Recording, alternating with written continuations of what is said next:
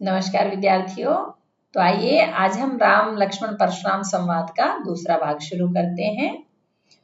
इससे पूर्व हमने पढ़ा कि परशुराम जी और लक्ष्मण जी के बीच संवाद होता है और लक्ष्मण जी की बातों को सुनकर के परशुराम जी अत्यंत क्रोधित हो जाते हैं और लक्ष्मण जी को बोलते हैं कि रे राजकुमार, तुम्हारा काल बहुत नजदीक है, काल के वशीभूत होकर ही तुम संभल कर नहीं बोल पा रहे हो। जिस धनुष को तुम सामान्य धनुष कह रहे हो, कोई सामान्य धनुष नहीं है, धनु ही नहीं है, वह शिव जी का धनुष है और ये बात सारा संसार जानता है। तो आइए आगे शुरू करते हैं। लखन कहा हंसी हमरे जाना, लक्ष्मण जी ने हंसकर कहा, हंसी यानी हंसकर कहा, हमरे जाना यानी हमारी समझ में तो, सुनहु देव कि हे देव सुनिए, सब धनुष समाना।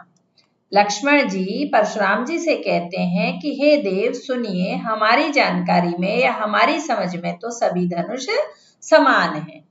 का क्षति लाभ, क्षति यानी क्षति, क्षति अर्थात हानि, नुकसान, लाभ यानी फायदा, जून यानी पुराना, जून का अर्थ होगा यहाँ पुराना, और धनु यानी धनुष। कि हे देव हमारी समझ में तो सभी धनुष समान हैं। का क्षति लाभ जून धनु तोरे, इस पुराने धनुष के टूटने से क्या लाभ और क्या हानि। देखा राम नयन के भोरे, भोरे यानी होता है भ्रम और नयन यानी नया। लक्ष्मण जी कहते हैं कि श्री राम ने तो इसको नए के भ्रम में देखा ही था। छुअत टूट, ये तो छूते ही टूट गया। रघुपति हूं न दोषु, रघुपति यानी राम, श्री राम का इसमें कोई दोष नहीं है। लक्ष्मण जी क्या तर्क देते हैं कि ये धनुष जो था इसको राम ने नए के भ्रम में देखा ही था, हाथ लगाया ही था कि तो छूते ही टूट गया, इसमें राम जी का कोई दोष नहीं है।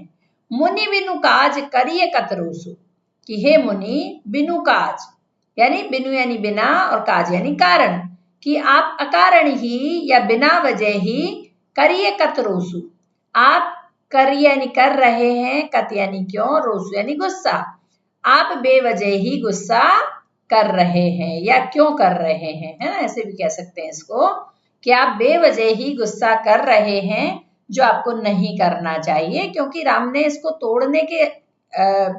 तोड़ने की मंशा से नहीं उठाया था, अभी तो इसको नए के भ्रम में देखा ही था, हाथ लगाया ही था कि ये छूते ही टूट गया।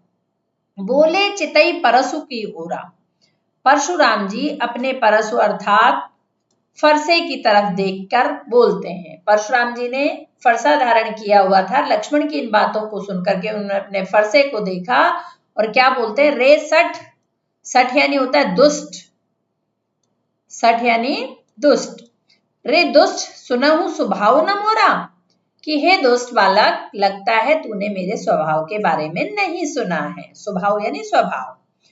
बालक बोल बधऊ नहीं तोई, देखिए यहाँ ब का कितना सुंदर प्रयोग हुआ है, यहाँ अनुप्रास अलंकार है, अनुप्रास लिख लीजिए इसको। बालक बोल बधऊ नहीं तोई, इसमें अनुप्रास अलंकार का प्रयोग है क्योंकि ब वर्ण की आवृत्ति हुई है। तो परशुराम जी लक्ष्मण जी को बोलते हैं कि तुझे मैं बच्चा समझ करके तेरा वध नहीं कर रहा हूं, अर्थात तुझे मार नहीं रहा हूं। केवल मुनि जड़ जान ही मोई, मैं केवल जड़ मुनि हूं, जड़ मीन्स जिसमें संवेदनाएं नहीं हो, कि मैं एक संवेदनहीन मुनि हूं और मैं तुम्हें बच्चा समझ के अभी तक मार नहीं रहा हूं, नहीं तो आप तुम जवान होते, तरुण होते और मेरे सामने इतनी बदतमीजी करते तो मैं अब तक तुम्हारा वध कर चुका होता। फिर अपना परिचय देते हैं परशुराम जी, बाल ब्रह्मचारी, कि मैं बाल ब्रह्मचारी हूं, यानी बचपन से मैंने ब्रह्मचर्य का पालन किया है। अति यानी अत्यंत और कोही यानी क्रोधी, पहले भी कोही शब्द आ चुका है। तो परशुराम जी स्वयं का परिचय देते हुए कहते हैं कि मैं बाल ब्रह्मचारी हूं और अत्यंत क्रोधी स्वभाव का हूं। विश्व विदित, विश्व यानी विश्व संसार और विदित यानी विदित, विदित यानी जानना, कि सारा संसार जानता है क्षत्रिय कुल द्रोही, मैं क्षत्रियों के कुल का द्रोही के नाम से पूरे संसार में विख्यात हूं, सब लोग जानते हैं कि मैं क्षत्रियों का बहुत बड़ा शत्रु हूं। भुजबल भूमि भूप बिनु कीनी, भुजबल यानी भुजाओं के बल के आधार पर, भूमि यानी पृथ्वी, भूप यानी राजा, फिर से राजा का पर्यायवाची आ गया है यहाँ। बिनु कीनी, बिनु यानी बिना और कीनी यानी कि मैंने पृथ्वी को अपनी भुजाओं के बल पर राजाओं से रहित कर दिया, अर्थात सभी क्षत्रियों को, सभी राजाओं को मार दिया। और ऐसा एक बार नहीं किया, विपुल बार, विपुल यानी अनेक, बहुत या अनेक विपुल का अर्थ होगा। विपुल बार महिदेवन दीनी, महिदेवन होता है ब्राह्मण। परशुराम जी कहते हैं कि मैंने एक नहीं बल्कि अनेक बार इस पृथ्वी को राजाओं से रहित कर दिया और ब्राह्मणों को दान में दे दिया। सहस बाहु भुज छेद निहारा, सहस्र बाहु का भी आपको बताया था कि परशुराम जी के सबसे बड़े शत्रु माने जाते हैं, उनके 1000 भुजाएं मानी जाती हैं। सहस बाहु भुज, भुज यानी भुजाएं, मैंने सहस्र बाहु की 1000 भुजाओं को छेद निहारा यानी काट डाला, किससे? इस फरसे से। परसु यानी फरसे को, बिलोक यानी देखो, और महीप फिर से राजा का पर्यायवाची आ गया है। महीप कुमार मीन्स राजकुमार। राजकुमार कौन? लक्ष्मण। लक्ष्मण और परशुराम के बीच संवाद चल रहा है, तो परशुराम जी लक्ष्मण जी को कहते हैं कि हे राजकुमार, मेरे इस फरसे को देखिए, इस फरसे से मैंने सहस्र बाहु की 1000 भुजाओं का छेदन किया है, अर्थात उनको काटा है। मातु पितहि जनि सोच बस, करस महिष किशोर, गर्भन के अर्भक दलन, परसु मोर अति घोर। यहाँ देखिए ऊपर चौपाइयां थी, अभी ये दोहा है, ये 2 पंक्तियों वाला, जिसके की 4 चरण है। मात पिताहु जनि सोच बस, एक चरण ये हो गया। करस महिष किशोर, दूसरा चरण हो गया। गर्भक के अर्भक दलन, ये तीसरा चरण हो गया। परसु मोर अति घोर, ये चौथा चरण हो गया। तो दोहे में 4 चरण होते हैं, और पहले और तीसरे चरण में 13-13 मात्राएं, और दूसरे और चौथे चरण में 11-11 मात्राएं होती हैं। यानी पहले में और तीसरे में 13-13 मात्राएं, और दूसरे में और चौथे में 11-11 मात्राएं होती हैं, और कुल 48 अर्थात 48 मात्राएं दोहे में होती हैं। ठीक है, तो ये दोहा है। दोहे में परशुराम जी कहते हैं, मात पिताहु जनि सोच बस, तुम मात पिता को चिंता में डाल रहे हो। सोच बस, सोचना मीन्स चिंतित होना, कि हे राजकुमार, तुम अपने माता पिता को चिंता में डाल रहे हो। करस महिष किशोर, महिष फिर से राजा का पर्यायवाची है, इसमें कई शब्दों के अनेक पर्यायवाची आ रहे हैं, ये आपको याद कर लेने हैं। महिष किशोर अर्थात राजकुमार, कि हे राजा के पुत्र, हे राजकुमार, तुम अपने माता पिता को नाहक ही चिंता में डाल रहे हो। क्यों चिंता में डाल रहे हैं? क्योंकि परशुराम जी की अवज्ञा कर रहे हैं, परशुराम जी की अवमानना कर रहे हैं लक्ष्मण जी, और सीधे जवाब नहीं दे रहे, जिससे परशुराम जी का क्रोध बढ़ता जा रहा है। वो कह रहे हैं अगर मैं तुम्हें मार दूंगा तो तुम्हारे माता पिता की चिंता बढ़ जाएगी, इसलिए हे राजकुमार, तुम अपने माता पिता को चिंता में डाल रहे हो, संकट में डाल रहे हो। गर्भन के अर्भक दलन, गर्भ और गर्भन से बहुवचन बन गया, कि गर्भ का बच्चा भी, अर्भक होता है शिशु, छोटा बेबी, छोटा बच्चा जो कि माँ के गर्भ में रहता है। दलन यानी मृत्यु को प्राप्त हो जाता है, मर जाता है। परसु मोर अति घोर, परशुराम जी कहते हैं कि मेरा जो फरसा है ना, इसकी आवाज ही इतनी ज्यादा है कि इसकी आवाज मात्र से गर्भ में पल रहा बच्चा, गर्भ में पल रहा शिशु भी मृत्यु को प्राप्त हो जाता है। मेरे फरसे की आवाज सुनने से तो गर्भ का बच्चा भी मर जाता है, जबकि तुम तो मेरे सामने हो और फरसा मेरे हाथ में है। यानी तुम अपने माता पिता को चिंता में डाल रहे हो, दुख और संकट में डाल रहे हो। आगे देखिए, बिहस लखन बोले मृदुवानी, परशुराम जी की इन बातों को सुनकर के लक्ष्मण जी हंसते हैं, बिहसी। लखन है लक्ष्मण, बोले मृदुवाणी यानी मधुर वाणी में, मधुर आवाज में। परशुराम जी ने इतनी खतरनाक बात कही कि तुम्हारे माता पिता को तुम चिंता में डाल रहे हो, मेरा फरसा तो इतना घोर आवाज करता है कि इसकी आवाज मात्र से गर्भ में पल रहा शिशु भी मर जाता है। तो लक्ष्मण जी ये बात सुनकर डरते नहीं है, अपितु परशुराम जी का जैसे मजाक उड़ा रहे हो, व्यंग में हंसते हैं और मधुर वाणी में बोलते हैं। अहो मुनीसु महाभटमानी, भट यानी होता है बेटा योद्धा, भट यानी योद्धा, और महाभट मीन्स महायोद्धा, बहुत बड़ा योद्धा, कि हे मुनि, लगता है आप तो अपने आप को बहुत बड़ा योद्धा समझ रहे हो। देखिए यहाँ व्यंग एकदम और खतरनाक व्यंग लक्ष्मण जी करते हैं। वो तो अपने फरसे की विशेषता बता रहे हैं, अपनी विशेषता बता रहे हैं कि मैंने इस फरसे से सहस्त्रबाहु की भुजाओं का छेदन किया है, कितनी बार मैंने पृथ्वी को राजाओं रहित करके ब्राह्मणों को दान दे दिया है। इन सब बातों को सुन करके लक्ष्मण जी ना तो डरते हैं और ना ही चुप होते हैं, वो बल्कि हंसकर परशुराम जी का मजाक उड़ाते हुए कहते हैं कि हे मुनि, लगता है आप तो अपने आप को बहुत बड़ा योद्धा समझ रहे हैं। पुनि पुनि मोय दिखाव कुठारू, यहाँ पुनि पुनि शब्द की पुनरावृत्ति हो रही है जो कि पुनरुक्ति प्रकाश अलंकार है। याद रखिए जहां शब्द की पुनरावृत्ति हो लेकिन अर्थ नहीं बदले, अर्थ वही रहे तो इसको पुनरुक्ति प्रकाश अलंकार कहेंगे। पुनि का अर्थ होता है बार, और यहाँ पुनि पुनि मीन्स बार बार। मोह दिखाव कुठारू, मोह यानी मुझे, दिखाव यानी दिखा रहे हो, कुठारू यानी फरसा। जो कुठार है, जो फरसा है परशुराम जी के पास, लक्ष्मण जी कहते हैं कि अरे मुनि, आप तो अपने आप को बहुत बड़ा योद्धा समझ रहे हैं, मुझे बार बार ये कुठार दिखा रहे हो। चहत उड़ावन फूंक पहारू, और ऐसा लगता है कि चहत यानी चाहते हो, उड़ावन यानी उड़ाना, फूंक यानी फूंक से, और पहारू यानी पहाड़। ऐसा लगता है कि आप तो फूंक से पहाड़ उड़ा देना चाहते हो। तो यहाँ लक्ष्मण जी व्यंग करते हैं कि लक्ष्मण जी अपने आप को पहाड़ बताते हैं और परशुराम जी की जो धमकी है उनको वो फूंक बताना चाहते हैं कि ऐसा लगता है आप तो फूंक से पहाड़ को उड़ा देंगे, अपने आप को इतना बड़ा योद्धा समझ रहे हैं। यानी व्यंग करते हैं, उनको और अधिक चढ़ाते हैं। आगे लक्ष्मण जी कहते हैं यहाँ, यहाँ यानी यहाँ कुमड़वतिया, कुमड़वतिया होती है कुमड़े का छोटा सा फल, यानी कि जो सीताफल होता है जिसको कद्दू भी कहते हैं, पंपकिन जो होता है उसका छोटा सा फल, जब वो शुरू शुरू में आने लगता है तो कहा जाता है उसको तर्जनी उंगली दिखाओ तो वो मर जाता है। तो यहाँ लक्ष्मण जी कहते हैं कि यहाँ कुमड़वतिया जैसा फल कोई नहीं है, यानी इतना कमजोर कि उंगली दिखाने मात्र से ही डर जाएगा, मर जाएगा, ऐसा यहाँ कोई नहीं है। जे तर्जनी देख मर जाए, तर्जनी ये इंडेक्स फिंगर जो संकेत वाली उंगली होती है, हम किसी भी चीज की तरफ इशारा करते हैं, ये उंगली तर्जनी उंगली कहलाती है। तो यहाँ लक्ष्मण जी कहते हैं कि यहाँ कुमड़े का फल कोई नहीं है कि उंगली दिखाओगे और वो डर जाएगा और मर जाएगा। अर्थात परशुराम जी जो बार बार धमकी दे रहे हैं, उंगली दिखाकर बात कर रहे हैं लक्ष्मण जी से, तो लक्ष्मण जी व्यंग करते हुए कहते हैं कि मुझे कुमड़े का फल मत समझिए कि आपकी उंगली देख के ही मैं डर जाऊंगा, मर जाऊंगा। यहाँ कुमड़ बतिया जैसा कमजोर कोई नहीं है, बल्कि पहाड़ के समान मजबूत स्वयं को बताते हैं।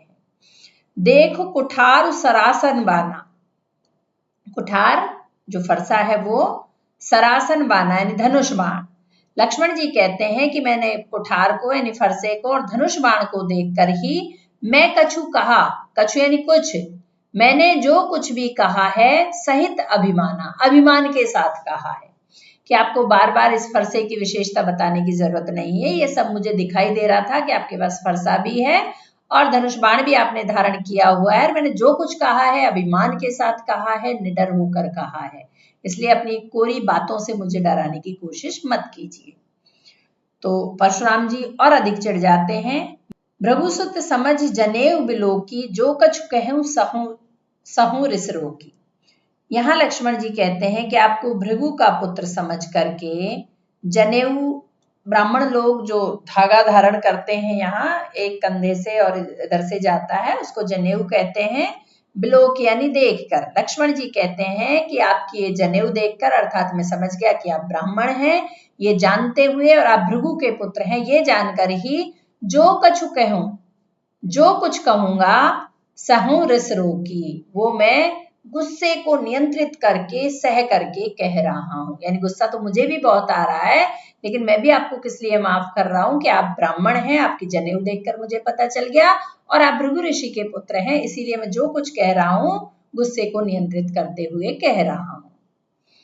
सुर महिसुर हरिजन और गाई, देखिए यहाँ 4 चीजें लक्ष्मण जी गिनाते हैं। सुर, सुर यानी होता है देवता, महिसुर यानी होता है ब्राह्मण, हरिजन यानी भगवान के भक्त, हरि के जन अर्थात भक्त, और गाय यानी गाय। यानी लक्ष्मण जी कहते हैं कि देवता, ब्राह्मण, भक्त और गाय, हमरे कुल इन पर न सुराई, सुराई होती है शूरवीरता, हमारे कुल के लोग, यानी कौन कह रहा है ये बात? लक्ष्मण जी कह रहे हैं कि हमारे कुल के लोग देवता पर, ब्राह्मण पर, भक्त पर और गायों पर अपनी वीरता का प्रदर्शन नहीं करते हैं। इसका मतलब क्या हुआ? ये भी एक व्यंग हो गया कि आप ब्राह्मण हैं, इसलिए मैं आप पर अपनी वीरता का प्रदर्शन नहीं करना चाहता। क्यों नहीं करते उसका कारण बताते हैं। बधे पाप, बध करना मीन्स मारना, इनको मारने से पाप लगता है। अपकीरति, अपकीरति होती है बदनामी, अपयश भी कह सकते हो इसको, हारे, और हारने से बदनामी होती है। लक्ष्मण जी क्या बताते हैं इन चार के बारे में? देवता, ब्राह्मण, भक्त और गाय, हमारे कुल के लोग इन पर अपनी वीरता का प्रदर्शन नहीं करते।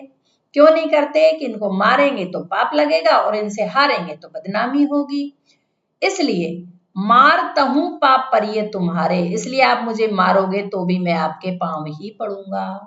लक्ष्मण जी परशुराम जी को चिढ़ाते हुए, व्यंग करते हुए क्या कह रहे हैं?